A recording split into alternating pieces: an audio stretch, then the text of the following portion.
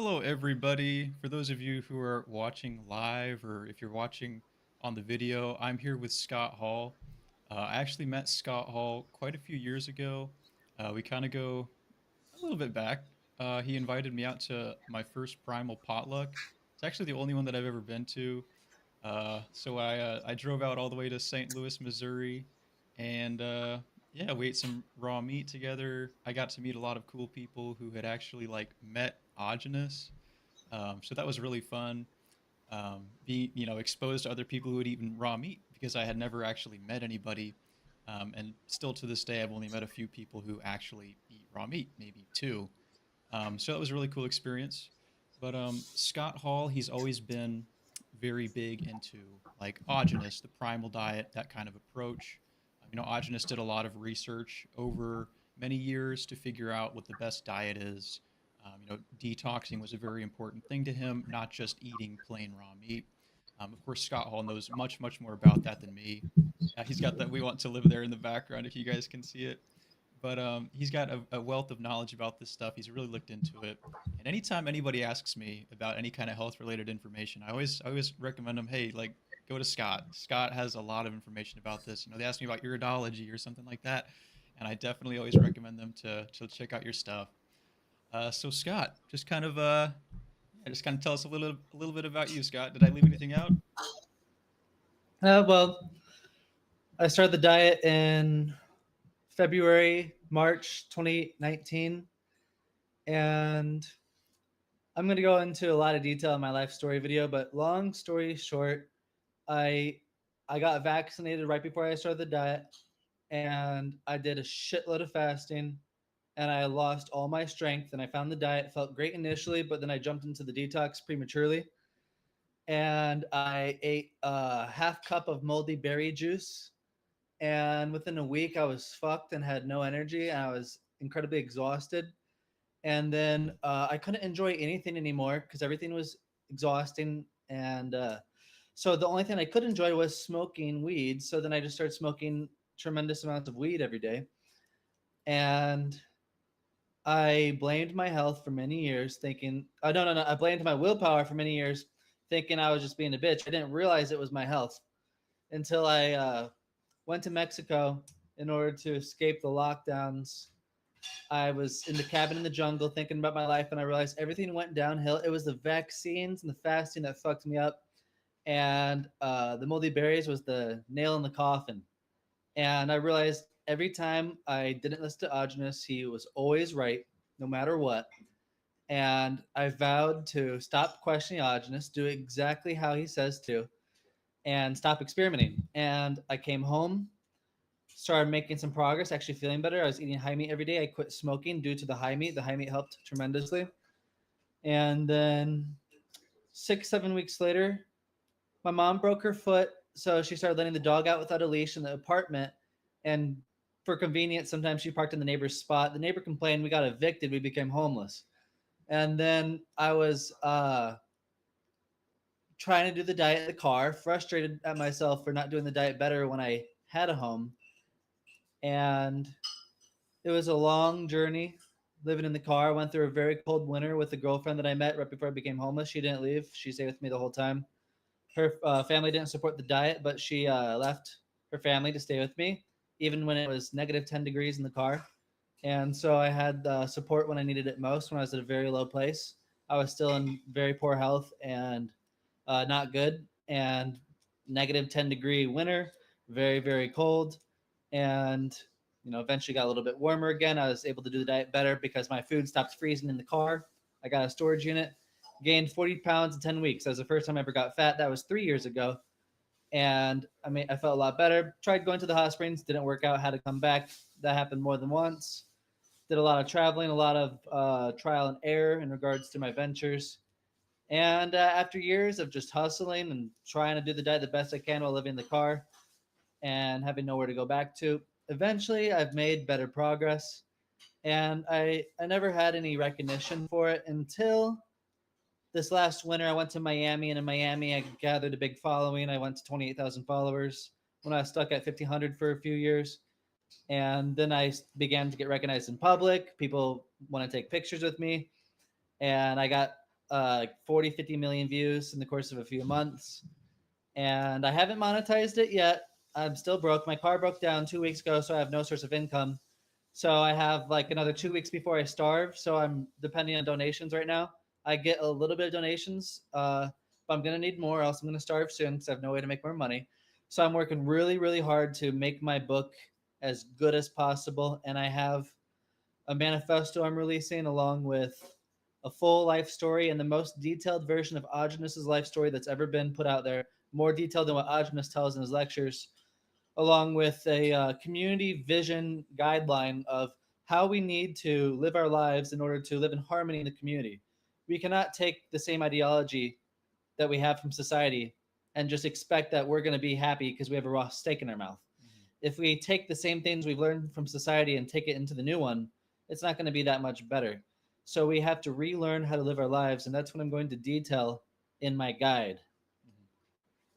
So Scott, tell me a little bit more about the first time that you kind of, because you kind of talked about this a little bit, about when you learned that instead of just kind of listening to yourself, that you would instead start listening more to Aajonus. What was that kind of like? How did you learn that?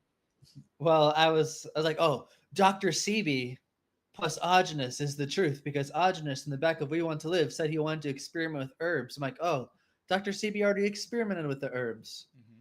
And so I started doing all the herbs and the teas, and I'm like, okay, Dr. Sebi had all these. I thought fasting was still good. I was fasting every month for 2 years, and sometimes I'd even fast for 4 or 5 days. And it wasn't until like 18 months into the diet, I just like stopped fasting. I'm like, I think I'm gonna feel better if I don't fast. After 3 months, I started to finally feel better. I'm like, okay, like I've been fucking myself up with the fasting this whole time. Like even fasting once a month was messing me up. Mm-hmm. And so after I stopped doing that for a few months, I finally started to regain a little bit of strength. And then I was like, just listening to other people about random stuff like Cyberge and Mm. Dr. CB, and just like thinking of my own ideas. And Yeah. even now, like I've attempted to do my own combinations. Like when I had my terrible tooth pain a year ago, I had excruciating pain. I thought, okay, lime juice stops detox, but it's going to demineralize me and increase the pain. So what if I grate cheese and blend it with lime juice inside of the detox stopping recipe? I tried to invent a recipe. It made the pain 10 times worse. I'm like, okay, stop fucking experimenting. Even now, I still try to invent things and sometimes it backfires. So I'm Right. like, okay, yeah, don't be very careful. And so like when I was in Mexico, I was like, I've been beating myself up for years thinking that it was my mindset and lack of willpower for why I was struggling with all my ventures. And when I thought back, I'm like, when I realized it was my health, I finally had an opportunity. I had hope. I had hope that I could get better because no matter how hard I tried to force myself to work harder, it never worked. Mhm. And I never had any improvements, and it only got worse and worse. I would try to do a super routine with meditation and working out and stuff or whatever for a few weeks. I'd be exhausted. 2 months go by, I finally have the willpower to try again and over and over. And when I had that realization, I'm like, oh, I have the answer. And all those years when I was in the car, the one thing that kept me moving was I needed to do the diet to gain my health. And I couldn't even, that relationship I was in years ago, I couldn't give her the attention she needed, you know? Yeah. And because the only thing I could think about was recovering my health, Right. and I was traumatized this whole time because I had an incredibly traumatizing acid trip where I took like 7 doses of acid basically, and I fucking blacked out because it was so incredibly intense. I had a panic attack and blacked out. I thought I was dreaming. Somehow got naked and ran through a golf course and got tased by the cops. I thought the cops were the agents of the Matrix coming to wake me up, and I thought they were there to kill me. And I thought I died. They tased me, and I had flashbacks for a while of me being in the Matrix. I was actually legitimately traumatized, had PTSD, like by the book. And for years, I was incredibly paranoid about the New World Order, thinking that every winter was going to be the winter where I starve and I have to make money before every winter to leave the country so I don't have to lose access to my foods because if I don't get healthy, I would never be able to get healthy because the diet is the only way. Mhm. So every year I was in fear, like I need to do the diet perfect now. I need to do the diet perfect now. I need to make money now. I'm like, the only thing that matters is the diet. And like it was all fear based. Yes, the diet is the number one priority, but it was all driven by fear, which probably made it much less effective. And yes, the diet is still the number one priority, but I don't obsess about it as much as I did before. Mhm. But I know I should be taking it more seriously. For example, I'm sometimes lazy about making the coconut cream, so I'm not doing the sport formulas every day. I have the I get free buttercream and cheese from the Amish. I have as much buttercream and cheese as I want because I have deals with farmers. But I still don't make the recipes every day, even though I could. So Right. I've just been a bit lazy. Why? Because to gain weight involves me eating until I'm nauseous 3 times a day, and that's very uncomfortable. And then I have to sleep an extra hour or two a day, and I've been a bitch not wanting to go through that, but I should. And also, I'm trying to get a new girlfriend soon, and I'm like, do I want to get fat now or should I wait? You know? I know that you mentioned that the diet was very important for you to kind of like feel better about yourself and your mental health, not only just physical health.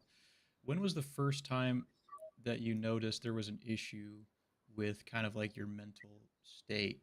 Um, Well, it was before I started the diet. I was doing elaborate super routines for spiritual training. I lived like a monk. mhm, I When I went to bed at 8 p.m., I would meditate until I fell asleep while meditating or until I couldn't concentrate anymore. Then I'd roll over or I'd try to fall asleep while meditating so I could enter an immediate lucid dream. mhm, And then I would wake up at 4 a.m. with an alarm, but eventually I didn't even need the alarm. I'd just wake up like 2 minutes before the alarm. And I'd immediately strap my roller skates, my hockey skates. I'd skate 4 miles, come back, stretch, and meditate for an hour, and incorporate breathing techniques in that. And if I was in a DMT phase, I'd smoke DMT and stuff. And I had this elaborate routine. Every spare minute in school, I would meditate. I'd go outside to meditate at lunch. I'd come home, go for a walk, meditate, and do that and repeat. Walk, meditate, over and over all day. And I just wouldn't walk casually. I'd be very, very, very focused while I walked on my consciousness. And I'd take acid every Saturday or every 2 Saturdays, or maybe mushrooms, or sometimes I'd skip a week and do every 3 Saturdays. mhm, And over time, I'd gradually take larger and larger doses because the more I meditated, the greater sense of sobriety I could carry into my trips. So it got to the point where I could trip with my friends, they'd be fucked, mhm. and I would be more sober than I normally am on 3 tabs. Stuff like that. I might be slightly over exaggerating, but um, I used the psychedelics like steroids for meditation, and so I had many powerful experiences, and I could 30% of the time I could sit in my chair, close my eyes, and within 20 seconds, the room disappears, and I'm in an infinite vacuum of nothingness, and this deep sense of peace comes over me. I could do that very, very reliably, Uh, and it was an incredibly enjoyable experience. You might think going for a walk is nice, or going to a concert, or hanging out with a friend, but those experiences are some of the most fulfilling things you could ever have because, well, first off, you're entering like an altered state of consciousness while sober, right. and the feelings you have, the feelings I had in those experiences are incredibly profound. You realize things that you never realized just, you know, going through the world normally. But towards the end, I ended up becoming difficult to meditate. I was struggling to stay focused, and I was losing motivation because all the fasting was deteriorating me. Plus, I was vegan, and the vaccines um, were getting to me. And then I found the diet, and I decided I was going to take a break, Yeah. and that break never really ended. Right. That's good Yeah, though. No, that's really good. What did you feel like you had specifically? Did you try to like do the psychedelics, the acid? Was that to kind of like improve your mood, or what was like the biggest thing for you about that? it was like I took acids the same reason you go to the gym. It's just getting those reps in. Like how much time, like how deep of an experience can I get myself into, and how long can I sit in it? The longer you sit in those states, the greater the impact on your waking consciousness, your sober consciousness throughout your daily life. And I would learn new techniques. Like when I say technique, it's like the way you position your mind and the way you address your attention. You learn new ways to control your mind inside the meditations in order to have different experiences. And these are very subtle things that you would never understand. The average person would never even think of.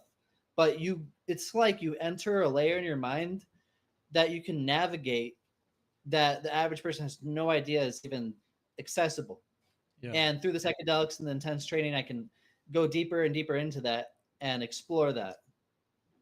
Yeah, I've had some people, they say like, they do mushrooms and stuff and they're like talking about how great of an experience. I would hate to do it because I would be scared.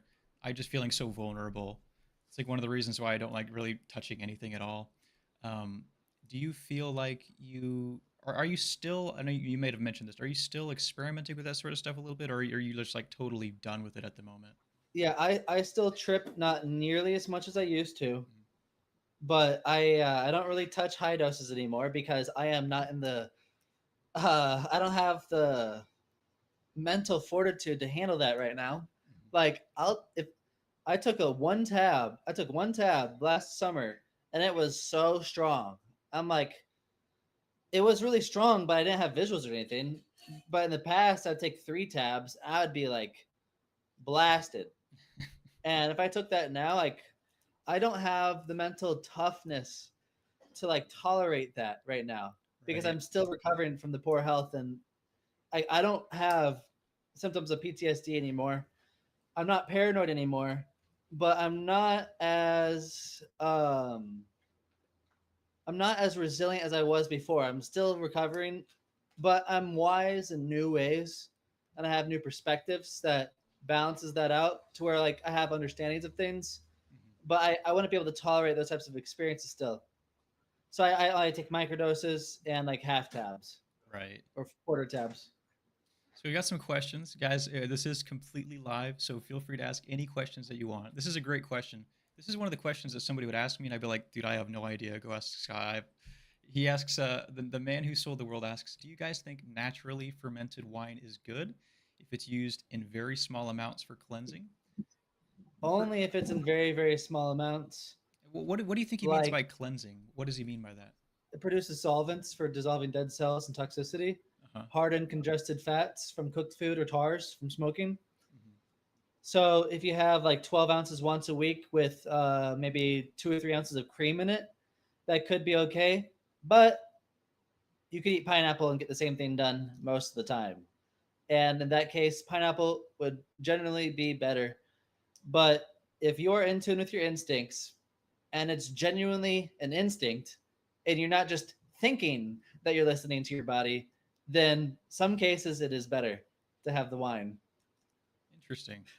Myself, I probably would never touch the wine.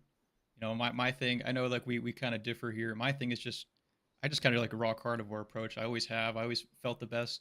My symptoms are always better. That's not even something that I'd look into. If I have wine, it's like breaking out like crazy. It's fermented sugar. Like you're supposed Yeah. to have unripe fruit, and you're never even supposed to have fruit juice. Yeah. You're juicing fruit and fermenting it. It's like when I had PTSD after that acid trip.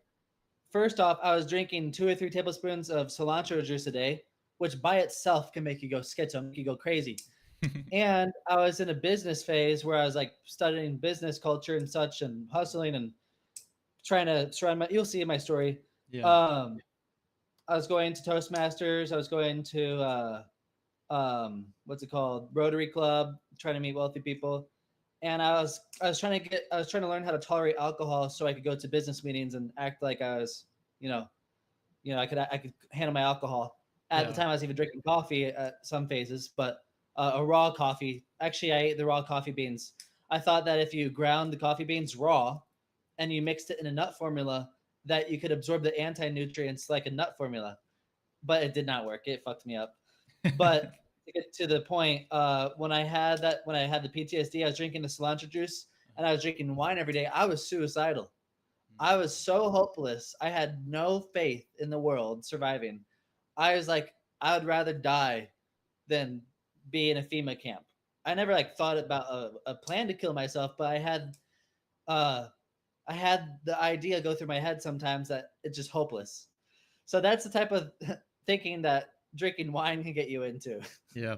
So personally, I feel like I made some of like the biggest improvements with like my mental health, the way I feel about the world recently, actually, just through reading books, like basic books about mental health and things like that. There are some things that I almost feel like diet couldn't really help with. Do you think that diet can help with like everything mental health related, kind of the way you feel about yourself, or feel about the world, or do you think that sometimes people might have to look kind of elsewhere? Well, like here's okay, your diet is the fuel, Hmm. but you still have to take direction and apply the gas. Hmm. If you have a shit fuel, your car is going to break down. It's not going to be fuel efficient, Very good point. and yeah, it's not going to be smooth, and your window is going to be foggy, and your AC is going to be full of shit, and you're Right. going to not be able to breathe. And so, like, okay, you have bad fuel. You're not going to make good decisions. You're going to be more likely to be overly stimulated, overwhelmed. You're not going to think as clearly. But you could be on a poor health and still take action and direction in your life to improve yourself. Hmm. But it's harder.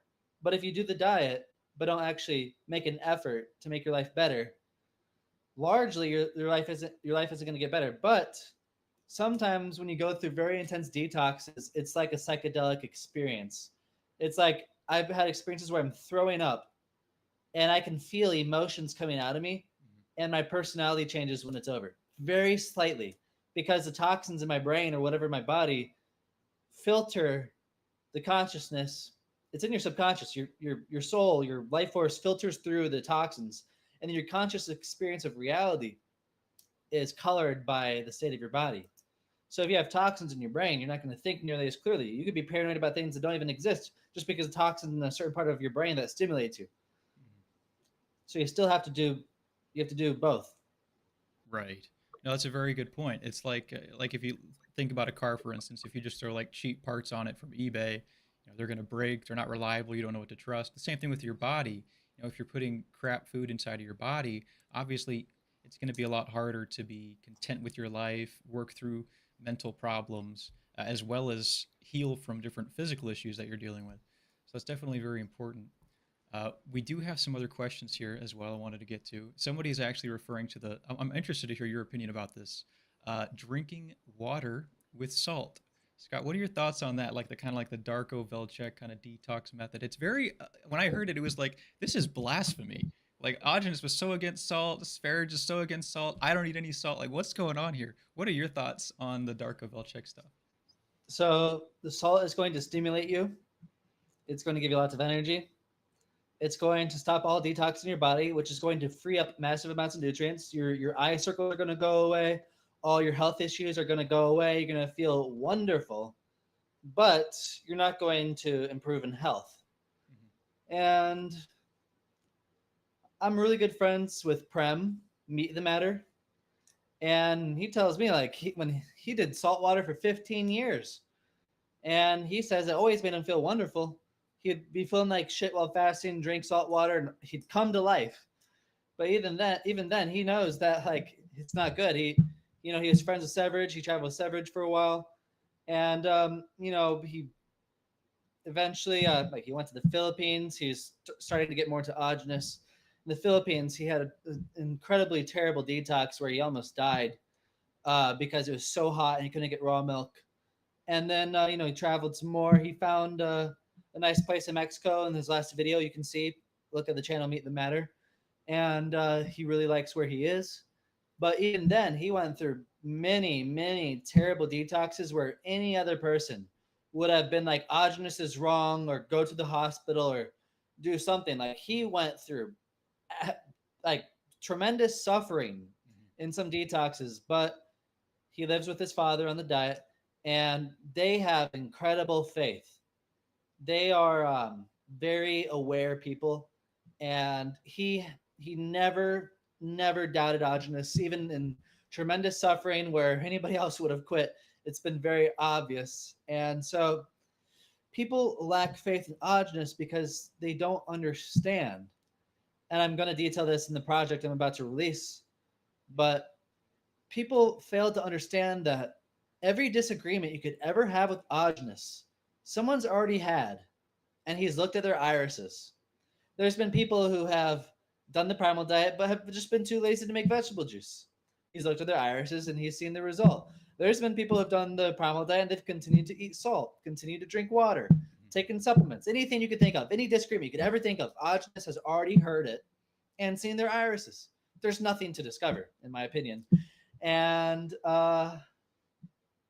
people don't know who Aajonus is. And what I'm doing right now is making a series of helping you to understand how if you want to know who Aajonus is, you have to study him for 200 hours. I'm going Yeah. to make it very clear in a few videos to like, this is who he is. This is why you should stop questioning everything and just do it exactly how he says and have faith. It's so cool that you're actually. I want to go back. You said that you're friends with Prem, the guy who was on the Sparage videos. If you Yeah. guys don't know, Prem was one of the guys who would go around and protest. I think he used to live in like the UK. Now he lives in like the Philippines or something like that. I don't know where he's at now, but he's definitely He's in living a Mexico. very Mexico now. Okay, definitely living Yeah. a very healthy life. I remember he used to be super duper skinny after he had just recovered from veganism, and then I saw a video of him like years later, and he's like got all this weight on him. He's looking so much more healthy. Yeah. He gained like 50 pounds. 50 He's fat pounds. now. He is pretty chubby, but it looks great. It looks great on him. That's really cool that you guys are in touch. And that he's so into like the Ajna style approach. Was he always into that, or like did you have something to do with that, or like what was kind of his thing? Um, I don't know exactly how he made the switch, but he followed the Severed stuff for a while because he's friends with him. Eventually made the switch. I don't know all the details of the story, but spiritually we are very, very aligned. Yeah, I can definitely see the connection there. He seems like a really nice, easy to get along with guy. Here's another question for you, kind of a funny one. How long did it take for you guys to stop farting slash burping after going fully raw, if you remember? I farted just now. There you go. I mean, there's gonna be people out there who like will tell you, like, obviously, if you guys have heard this very stuff, it's like, I never fart. I don't ever fart. You don't need to fart when you only eat your natural diet. But it's It's like, completely bullshit. it is completely BS. If you have toxins in your intestines and you eat some food that mixes with it, it's going to create gas and you're going to fart. If you do Right, the cheese trains for 10 years and you never eat anything that creates indigestion, then maybe you'll stop farting. right. Yeah, I mean, it just happens naturally, like a little bit here and there, even if I'm eating only raw meat, which I know some people don't agree with this. I do the whole like raw carnivore thing. Even with that, like it's still there, just a little bit. So like it's always going to be there. However, it's definitely a lot less than when I am consuming carbohydrates or fruit. Um, Now, there's another thing that makes gives me gas, and I'm curious to know your opinion about this, Scott. Whenever I incorporate the celery juice, I am just gassing out rooms. It's It's never giving me horrible. gas. Eggs give me Never. gas. What I, would that I be? used to eat Mhm. I used to eat shitloads of cooked eggs. So I think the reason raw eggs give me gas is because it's detoxing the cooked eggs. Mm, that makes sense. Yeah. But yeah, I think that naturally you're still probably going to get a little bit of gas. However, I can say I'm not gassing out rooms. It's like every once in a while. It's like it's definitely a lot different than it would be on like a standard American diet for sure. There's another question here for you. Someone wants to know what is the best way that you would recommend somebody try to gain weight? Cheesecake is the number one recipe. The cheesecake filling, you take the buttercream, no, the butter, cheese, and honey, and you put it through a food processor, and you eat that. 30 minutes after every, well, 35, 25 minutes after every meat meal, have a cube of cheese, wait 10 minutes, and then have 2.5 ounces of cheesecake filling. Mhm. So do that every meat meal, and then when you wake up in the middle of the night, have another 2.5 ounces before you go back to bed.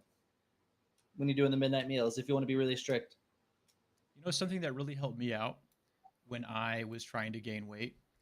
It was I did the raw milkshakes. I would just basically spam that, just tons of raw milk, tons of raw honey. That's basically what the cheesecake is, right? It's just like milk, cream, honey, eggs. Well, the cheesecake is buttercream and the butter, cheese, and honey. You can put cream in it. That's the best for weight gain, but milkshakes are number two. Right. But a milkshake's not a milkshake if you don't put cream in it. Yeah, that's the thing. I never put cream in it, so it's not enough to just have like the raw milk with the fat. Yeah, you're probably you can. The cream is what really makes you fat. Really?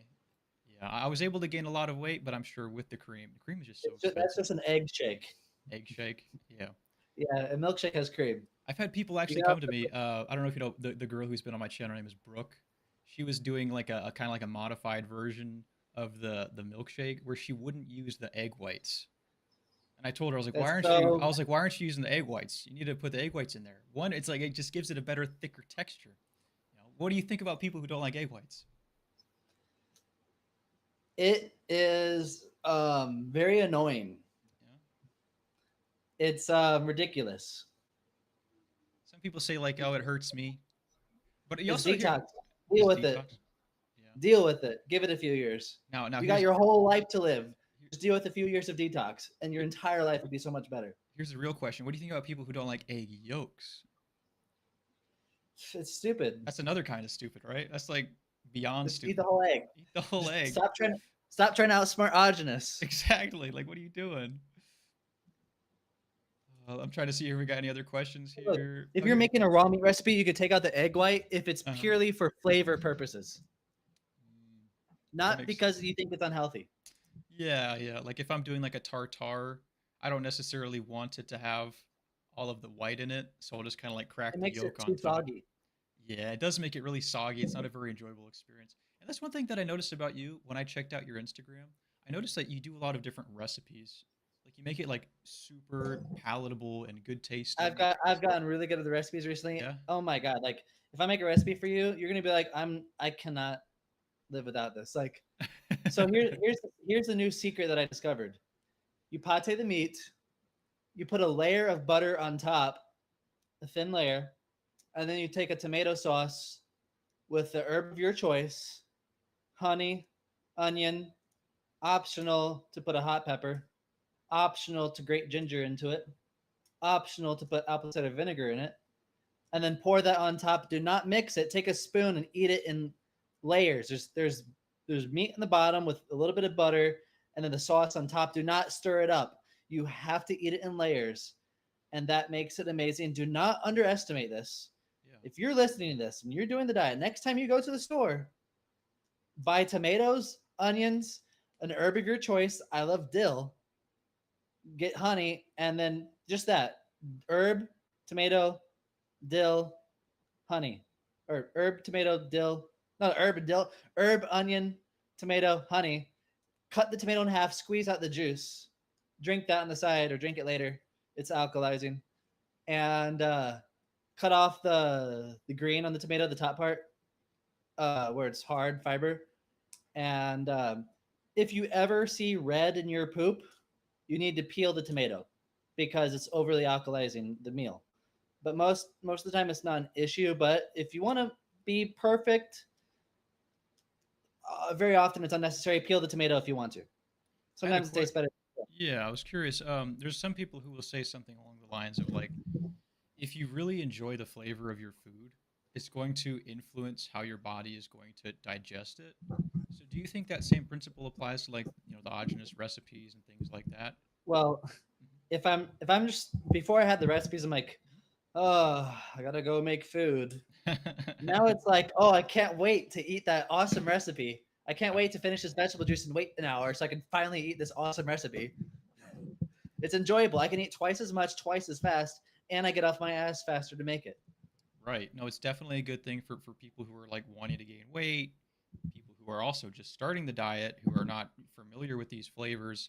I actually had some friends who live near me, and I was kind of telling them about the raw meat. I was making that was when I made my video, um, grandma's tomato soup and Parmesan chicken. I made Aajonus's Yeah. recipes, and I made some up for my friends, and they tried it and they loved it.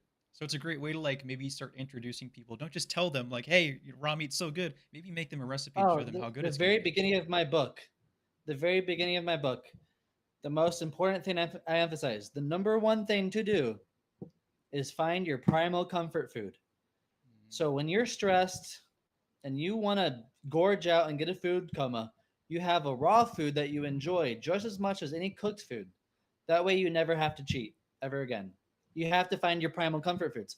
The number one responsibility you have when you find the diet is to experiment with as much recipes as you possibly can.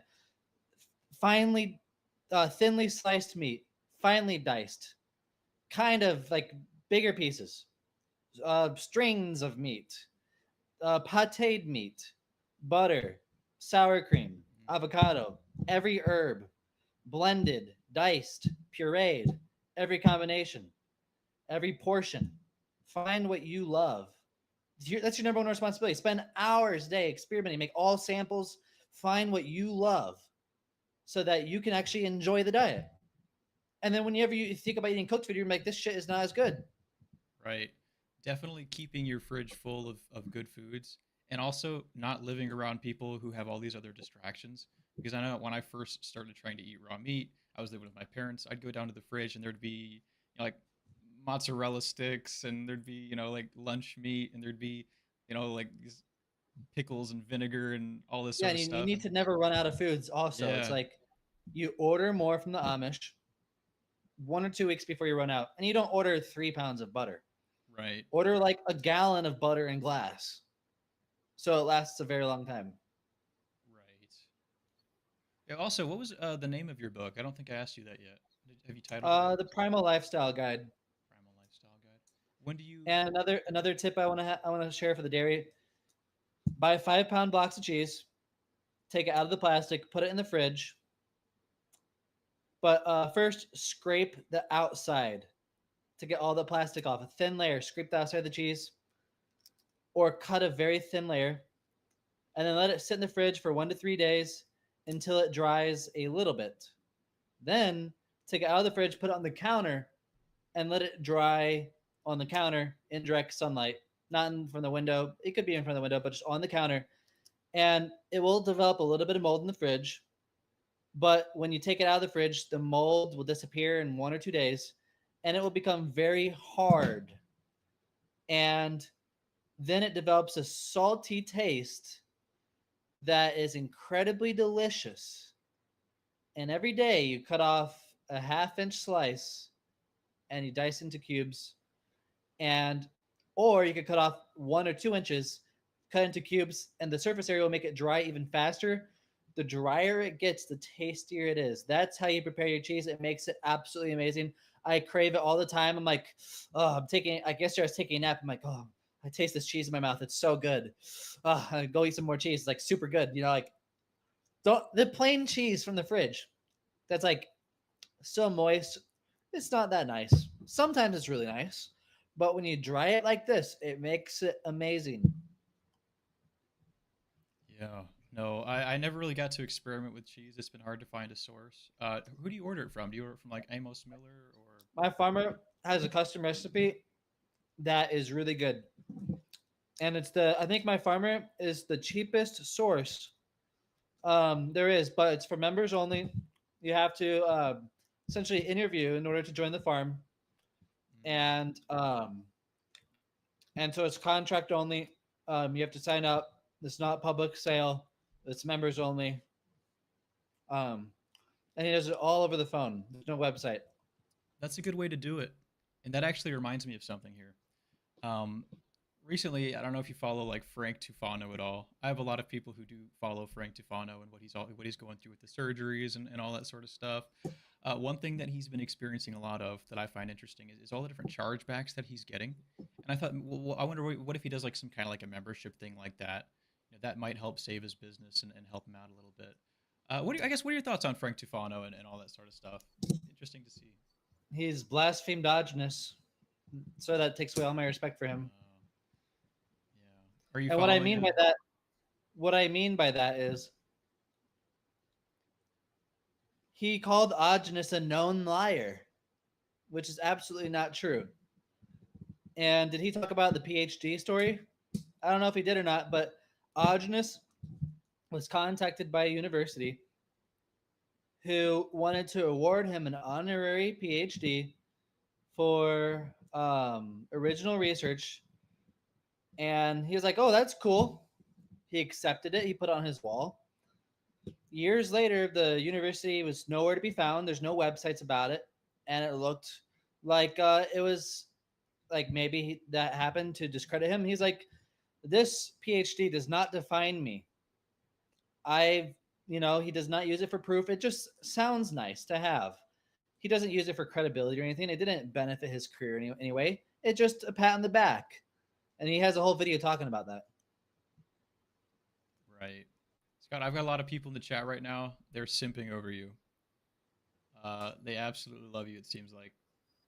But yeah, I think with Frank Tufano, do you think that he ever really tried the primal diet out, kind of like the way that Aajonus recommended it? I feel like when I was watching him, it seemed like maybe he tried for a couple of days and then he just kind of gave up. But Well, almost. I know less than 10 people who have ever done the diet properly. yeah, I'm not even one of them. it's hard. No, like the true primal diet. This is something that I've learned because I got kind of in trouble for it when I first started my channel. I would say that I like raw primal. I don't eat raw primal. I just eat raw carnivore. That's the truth. Um, because you have to, the primal diet. What a lot of people don't realize is it's a very specific protocol. It's Aajonus's protocol. You have to follow his instructions and do it, kind of like that. So it's definitely very hard to do. What do you think about all these people who come into the community and they also say, oh, I'm doing like a primal diet, and I know a lot of people are doing it innocently because they just don't know. They saw something on TikTok or they saw something on, and they think they're Yeah. doing primal. But Yeah. what do you have to say to those people? So the word primal has been, I want to say ruined because that implies it's forever ruined, but it's been ruined. People have been misusing it. Raw animal based and primal diet are not the same thing. Just because you eat raw meat does not mean you're primal. And that really bothers me because people will eat raw meat on Instagram, say primal in their bio, and then sell silage and tallow Mm-hmm. and Yep. all this shit. Yep. And the thing is, 85 to 95 of them, 85 to 95% of them are innocent. Mm-hmm. They found the raw meat. They are so excited to learn about this amazing truth that changed their lives. And the idea of settling on Aajonus is sobering. It's like, oh, then I don't get to learn anything new. That's boring. And, it's innocent. But I've had many people tell me, and I know how they think, 5 to 15% of them purposefully do not honor Aajonus because they want to be the one who gets the glory. They want the attention. They change the diet, not because it's true, but just to sell something. And that is disingenuous and very upsetting. There's even been people who have paid me to teach them how to do the diet, and they go on interviews and act like they discovered the truth.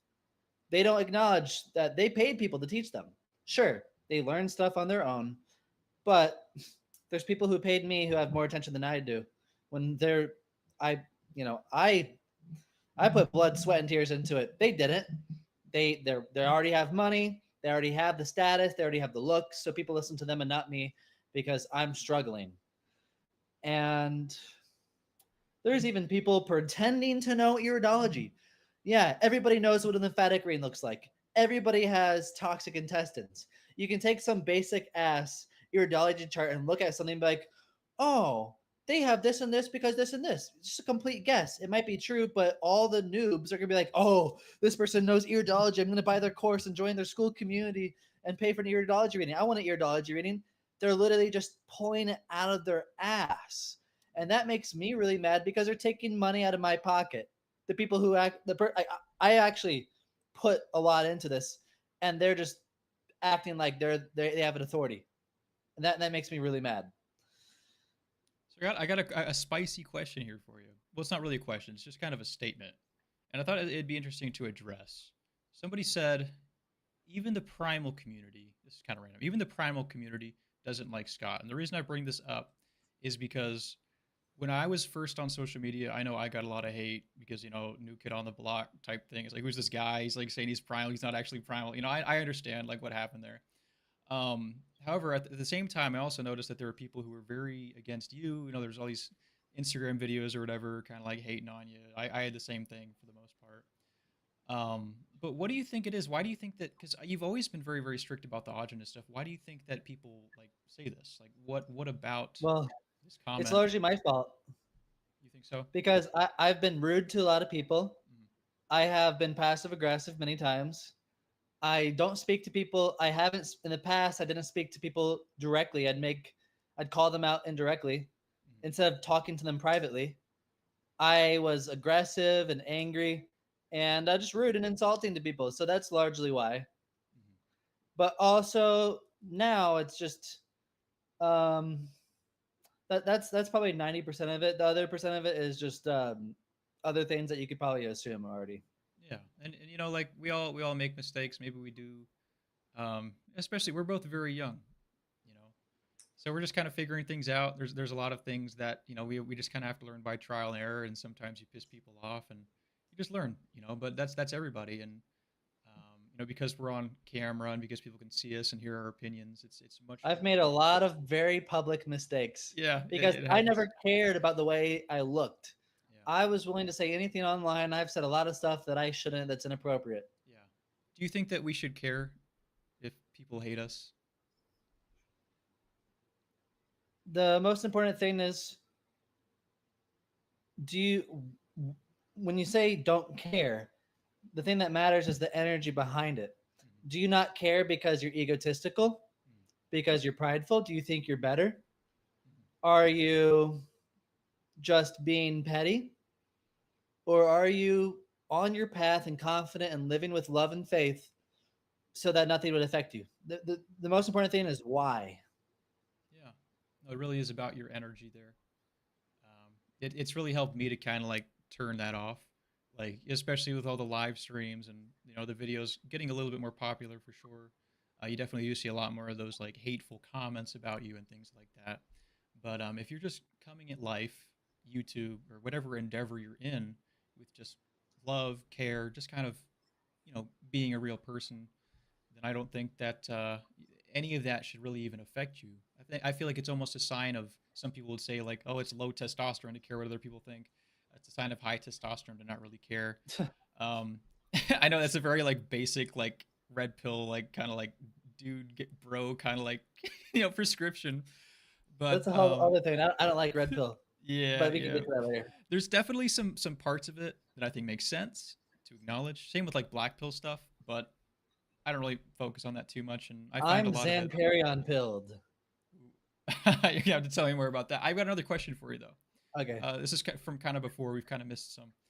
Somebody said, "Scott, please show your belly." I'm just kidding. You don't have to do that. The real question was. I'm not fat right now.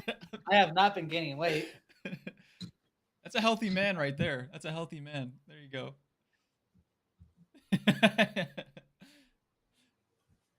There you go for the people. We have another question, Scott. It is, what is? I know we talked about comfort foods. What is your favorite comfort food? It's the tomato dill recipe I just told you. That's the Tomato best dill, food. That's my favorite thing. Lubrication formulas are very nice. right? Um, yeah, yeah. Yeah. Also, let's go back to that pill thing now. Sorry, we kind of cut up on the questions here. Uh, what did you say that word was? Your what pill? Zan Perrion. What does that mean? Zan Perrion is a man, Really? What's so and so special about this one? Zan Perrion is the antidote to red pill. Red pill is not based on faith and love. Red pillars have no faith.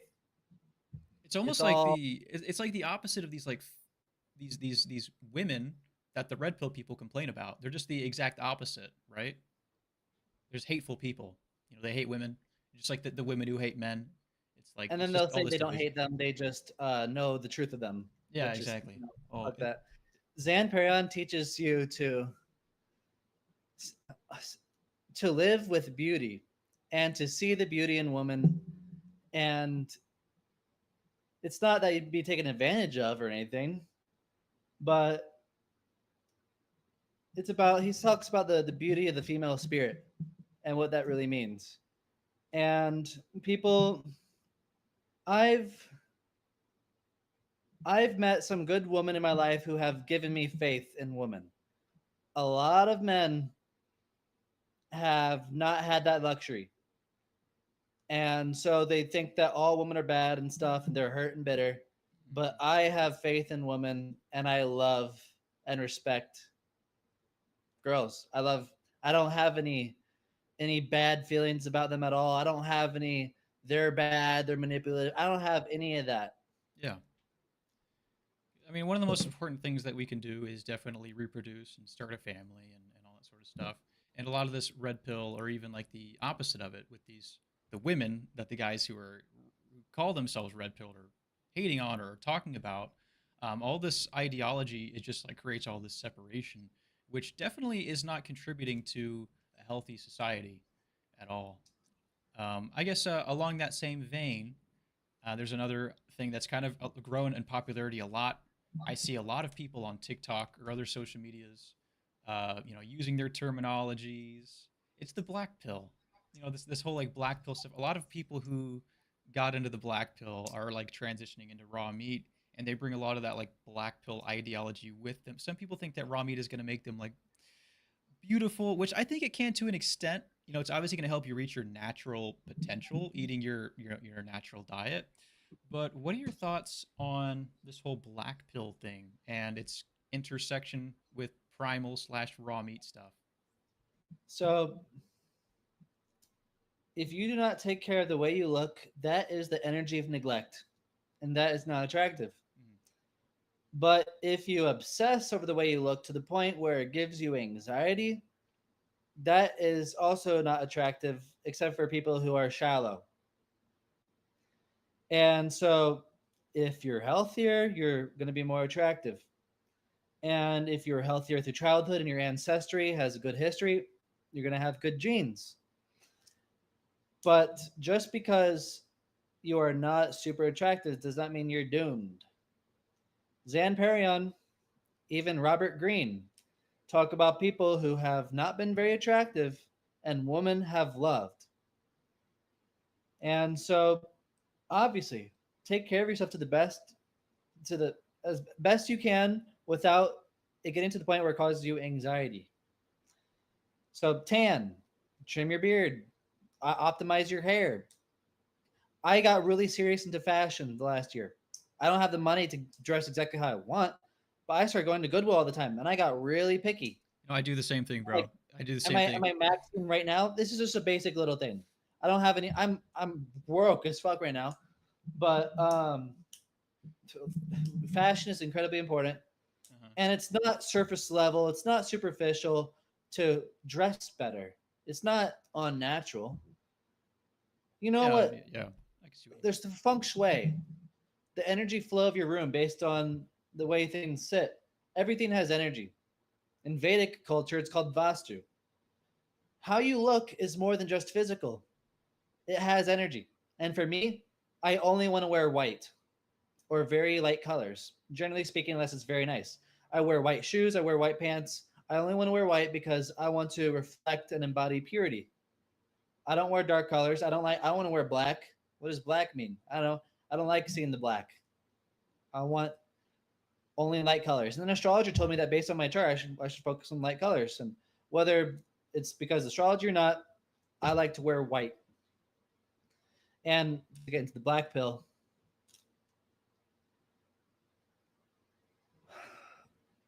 what do you think of these younger guys who, instead of investing their time and energy into learning about health, the primal diet, raw carnivore, whatever, eating more raw meat and stuff like that, but instead they decide to say, "Oh, it's over. Don't eat raw meat. Just go and get plastic surgery and stuff like that." That has to be that. It sounds just so spiritually wrong to me.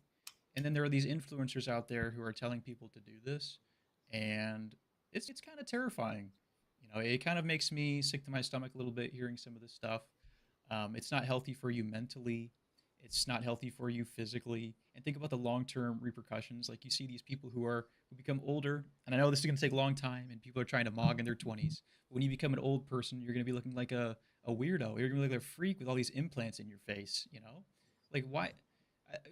Like people definitely, in my opinion, need to stay away from this sort of stuff, especially like the black pill almost seems just like an advertisement for plastic surgery and um, guys who like other men. It seems like,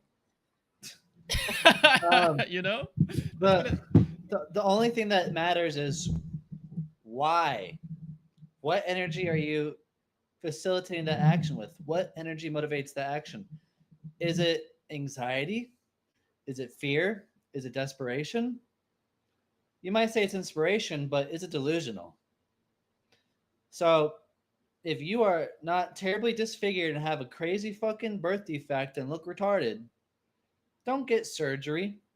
Like, think about, like, do you really think that'd be attractive to a girl? It's like, this guy is so fucking insecure. He had to get surgery to change the way he looked, to think that somebody could care about him. People care about your plastic in your face. Do they care about you? Or do they just care the way that you make them look? Sure, caring about the way you look and the way others make you look isn't always shallow. I wouldn't want to be. I would feel a certain way about even. Look, if someone's enlightened and one with God, they wouldn't care about how they're perceived about anything. But it's not completely unreasonable to, care about that as long as it's not neurotic. But surgery over it, it's ridiculous. But anyway, like you look at these people eating raw meat and mewing on Instagram, it's like these people are so shallow and full of themselves. Really are. It's just not. I don't think they'd be enjoyable to be around. Everywhere they go, they're just thinking how they look, Yeah, it's like a self-absorbed. yeah, like you go on social media and there's some social media accounts. I'm not going to name any names here. What they'll do is they'll just kind of like and I understand love yourself and stuff like that, but people have become very vain about their looks, and the content's not enjoyable. Like, what are you really contributing to the world when you put out a video of you like flexing your jaw and like going around your face with like this TikTok like what are you contributing to society with that? It's just so Yeah, it's the internet this materialism. It's ego. It's not healthy. the internet and like this health movement in our community, it has really intersected with the black pill stuff. But that sort of stuff is just not what it was like when we first started eating raw meat. I don't know if you remember, but it just seemed like everything seemed way more wholesome. Your mic's your mic's cutting in and out a little bit. Is it cutting in and out? Is it cutting in and A out little for bit. anybody on the stream there? But I can anyways, hear everything you say, uh-huh. but sometimes it's quiet. Oh right, sorry about that. Maybe it's just the way it's coming through the app here. Yeah, it might be the way it's coming through their app. They say it sounds okay. But anyways, guys, like this whole movement. I don't know if you remember Scott, because I had kind of like stayed away from it for a couple of years. Then I hopped on the TikTok and I kind of see, okay, this is the new culture now. This is what people are doing. Everything seemed a lot more wholesome. Yes, there was still some toxicity, but it was much more about diet and just kind of like lifestyle and being healthy back when we first started. Things seem to have changed quite a bit. But I had some other questions for you as well. I know you talked a little bit about detoxification. Um, how do you think that Aajonus specifically came to the conclusion that detoxification, finding ways to just kind of go about it, detox, all sort of things? How did he find out that that was so important versus just eating raw meat, just eating like these I've tribes do? never I've never heard him detail that part of his discovery. Mm. The only thing he says, it took him many years to learn how to remove these vaccines from our bodies, and it was very difficult. It's extremely hard to remove these toxins, extremely toxic. And the secret he finally discovered after years and years and years of experimenting was the coconut cream and the berries. That's the secret. That's the secret combination. Right. Here's a question. This is something that we may actually disagree on. I'm glad that Brew brought this up. He says, thoughts on frozen food losing 80% of its nutrition compared to fresh. What are your thoughts? Yeah, like Aajonus says, he did the experiments with the cats and dogs, or just the dogs, and the ones that ate the frozen meat developed skin issues. And when he fed them the butter to remedy that, the ones that the frozen butter took 5 times longer. And so he's seen the irises of people who eat frozen meat and the people who eat fresh meat. And he's also seen the palms too, because you can see glandular activity and other stuff through the palms. And if it was not that big of a deal, he would not have made it a big deal every time he talks about it. Yeah. He waited like 20 years or 25 years before he wrote We Want to Live because he wanted to make sure it was super solid. Like if Audrey doesn't know something for sure, he's not going to say it. And if he does mention it, he's going to tell you it's a guess. If he's not telling you he's guessing, he knows. Yeah. No, that's a good point. And we got some more questions here. Actually, I'm a little more curious about the frozen stuff. I feel like I heard Aajonus say if frozen meat's the only thing you can get, it's still okay to eat. Am I incorrect by that? It's okay if you eat butter with it. If you don't eat butter Okay. with it, it is slightly toxic, Yeah. and you need the butter to absorb the toxin. I've personally been experimenting with butter, but I don't know. I just feel like I always do the best when it's just meat, fat, and organs. And the only thing that I can get right now is a lot of frozen meat. The only thing that I feel like for myself, and I'm gonna open up here a little bit, is my digestion on only frozen meat, and this makes sense to me. It's not perfect. It's like I'm not getting like the perfect ghost wipes like people talk about, and I know that it's because probably it has less bacteria and it becomes less easily digestible. Um, do you think that really the only way to really fix that is probably just eating nothing but fresh meat instead of and just cutting out the frozen completely, or do you think that there might be some other remedy that could help with that? Fixing digestion. Yeah. Well, there's a lot of things for digestion. You need to. It's probably a much deeper Feel, topic than I was. it'll only take 2 or 3 Oh no, minutes. it's okay. You can go as long as you want, but I know it's probably a very deep topic to talk about. But No, I can go very quickly. no, it's okay. Like if you have antibiotics, you need to get the proper clay, and you need to do the tablespoon of activated clay, not bentonite. Read my book, and in like 3 or 4 ounces of milk. Have that once a day. Give it 6 to 24 months. Don't expect it to be fixed in a week. You need patience. You're going to be having this clay every day, half a year, 2 years. And then in the meantime, in order to temporarily improve your digestion, all your milk is going to be kefir, so digest better. And then you're going to have to supplement enzymes with papaya custards and also doing occasional. Sorry, I got this fucking No, you're egg in okay. my throat. You're okay. And you have to supplement with occasion. Okay, you have to do papaya custard and occasionally supplement with pineapple cubes. And you're doing the all milk is kefir so that it's actually capable of digesting. And then the clay every day. The clay is the secret. That's the secret nobody focuses on. And like if you have diarrhea, you need to do kefir for at least a week. If you have a period of diarrhea to refill the bacteria, but the long term healing is from the clay. And yeah, you're not going to be able to do this right away. But if you have like a year-old high meat, you just do a suppository, put a half a cup of rotten meat juice up your ass, and that can fix it like super quick. Uh-huh. The suppositories with the high meat juice, but it has to be like extremely old. And don't do this at home. Blah blah blah. I'm not giving medical advice. This is just something that Aajonus has recommended to do before. Um, and if you need to pate all your meat, makes it way easier to digest. Eat smaller amounts of food more often. Don't eat big amounts of food. And that's how you fix your digestion. And another thing, you might feel better not eating butter, not because it's healthier, but because it could be some sort of detox. It could just be, sometimes like if you're eating to gain weight, you're going to have less energy because your body has to go into healing, aka has to go into sleep to rest. So sometimes you do the diet and usually you feel better initially. Very often, 50, 70% of the time, 1 to 3 months in, you're going to feel worse for maybe a month, maybe a few weeks, or you might feel more clear mentally, but you have new symptoms that come because you're detoxing. Maybe 10 to 20% of people go through a major detox that scares them. Um, but then over time, you get healthier, and you just have to have faith and really do tons of research so that you don't fucking scare yourself into going to the hospital. There's this diet isn't free of risk. You just have to understand that what's happening is part of the process. As long as you're going through it responsibly and doing things right, you can fuck yourself up by doing things wrong.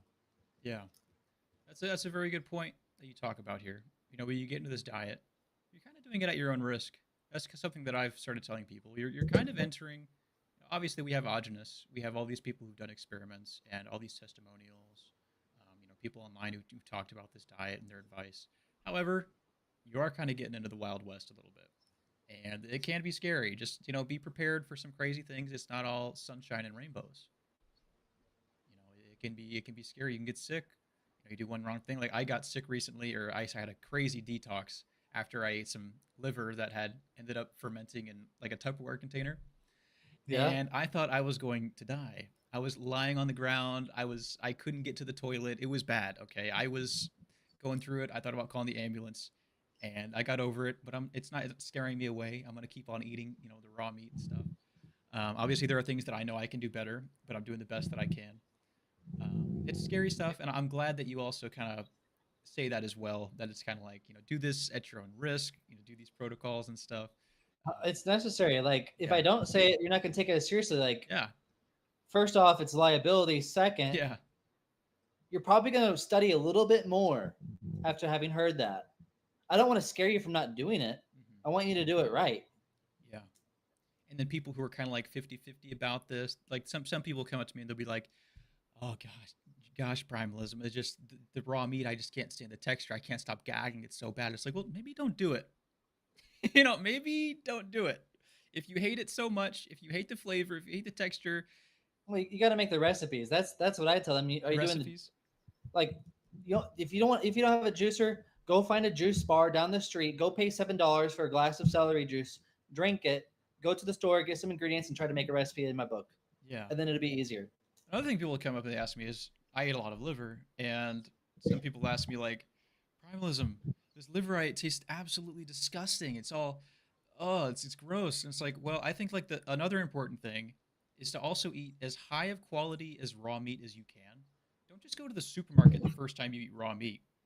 Like eat the highest quality stuff. That way you can know if it's actually the raw meat you don't like, or if it's something else. If it's just the quality, maybe you're eating really bad meat. That is a good point. Um, but I've ate conventional for years. Some people are picky. I can barely tell the difference. Yeah. I know there's a difference, but it's like I'm not repulsed by it. But with the liver, I often don't like liver without honey. Liver with honey makes it way better. Just a tiny bit of honey, just a tiny bit. Don't do too much Liver's hard because to you eat. over alkalize. There's a lot of people who can't stand the taste of liver who ask me like, how do you eat so much liver? Because I can just sit here and I can eat a pound of liver, and I almost feel like I need it, like I crave it so much, which is kind of weird. um, However, it wasn't always easy for me to eat liver like that. Like there were tears at first. I absolutely hated the flavor. I would be crying eating it. I'd be gagging. But the reason why I did it is because it made my symptoms so insanely better. And so for me, it was worth it. And a lot of people who you're not going to really understand why somebody would do a diet this extreme unless you have some problem that is just crippling your life in some way. And that's another thing. Maybe you just don't have enough of the drive to do it. Maybe you don't have like enough reason to actually do it. And in that case, maybe you should just stay away. Maybe just chill. You just watch it from a distance, watch it from the sidelines. However, if somebody is interested in eating raw meat, if they're watching YouTube videos, clearly they have some kind of a interest in this and they want to do it. So I think maybe, yeah, definitely recommend they try the recipes and stuff like that because they are Well, the absolutely, number one thing I say is replace your water with raw milk. yeah, If you're gonna do one thing, replace your water with raw milk. genius. Yeah. I've had girlfriends and they don't eat the raw meat, but they're more than willing to drink the raw milk. Raw milk is so delicious. The raw honey, um, raw meat's a lot harder to get people into doing, but once people have it with the recipe, they kind of see this is I've had an actually experience where there's this one person who didn't like raw meat, and they took acid, and we went on a long hike, and after the hike, we ate raw meat. They never liked raw meat. They said it tasted like candy. that's Isn't insane. that isn't that isn't that crazy? No, that is absolutely crazy. Yeah. So what does that mean? It's conditioning. Really Got to open is. up your third eye. No, it really is. I can imagine if you're in that state, you become more open, and then all of your preconditioned fears are just gone, right? And the conditioning goes so deep for the raw meat about the texture, how it makes you sick. Every time we see it, it's just horrible. You're a zombie, vampire, whatever. There's a couple other questions I wanted to get to here. Brooke asked earlier. She asked, "How often do you do like a primal bath?" If I had one, I'd do it every day. Yeah. Is there any alternatives? I know you said you don't do a primal bath. Is there anything else that you do? You can do the man. I need to step up my game. The hot water bottle naps. You're supposed to get the red rubber bottle, and you're supposed to take a nap with like 5 of them. Mhm. Sweat your ass off. Yeah, but guys, Scott, I mean, if I ever had any questions about the primal diet or any kind of protocol, I would definitely go to Scott. He's got some great information. I know it's My about an. book. Gotta go to my book. Gotta look at Scott's book. That's yeah. Go to the book. What's the name of your book again? The Primal Lifestyle Guide. It's in my Instagram bio. On your Instagram bio. Is it like available on like Amazon and stuff like that, or is it just No, like no, free? it's Google Docs because I'm still updating it. Okay. Yeah, guys. So for those of you, I know I told Scott we'd probably do this about an hour or so. I think we've definitely, nailed a lot of topics here. Hopefully, you guys learned a little bit more about Scott. I definitely recommend you follow his channels. He's definitely, very, very well researched in this stuff. For those of you who are getting into Aajonus, he's got very valuable information for you. And obviously, he's a very nice guy. He's not. You don't be scared of Scott. But I do appreciate you coming on here, Scott. Definitely check out his book. Check out his social media at Scott Hall Jr. Was there anything else that you wanted to include before we go? I got some the most important videos I've ever made are going to be posted in a little less than a week. It's going to be very impactful, and I'm releasing the manifesto for the future, the community vision, my story, Aajonus' story, along with a meditation guide and a psychedelic harm reduction guide, Awesome. and it's going to be very good. Awesome. Well, Jen, I really appreciate you coming on. This was a really fun conversation. It's really fun Thank you. interacting with the chat. I think that we should definitely do this more if you ever get some free time and you want to go live. Had about 50 viewers there for a second, down to about 45. So the stream's definitely doing awesome here. Appreciate everybody coming by, leaving your suggestions, your comments, and things like that. But yeah, guys, I appreciate everybody. And thank you for coming by, Scott. And you guys all have a great rest of your day.